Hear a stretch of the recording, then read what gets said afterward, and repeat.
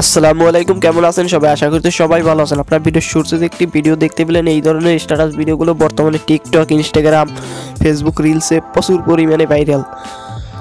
এই ভিডিওগুলো কিভাবে তৈরি করবেন ক্যাটকাপ অ্যাপ দিয়ে জানতে হলে সম্পূর্ণ ভিডিওটি দেখতে থাকুন।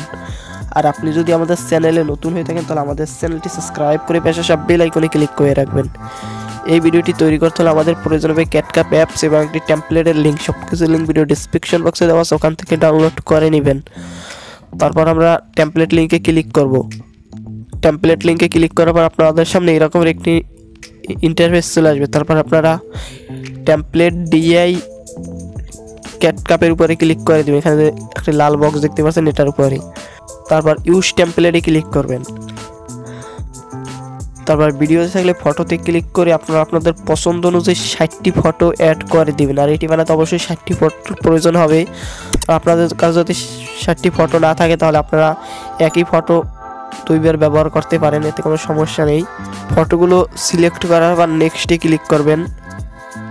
তারপর এখানে একটু সময় লোডিং নেবে ইফেক্টগুলো। তারপর আপনাদের ভিডিওটি সম্পূর্ণভাবে রেডি, আপনারা দেখতেই পাচ্ছেন।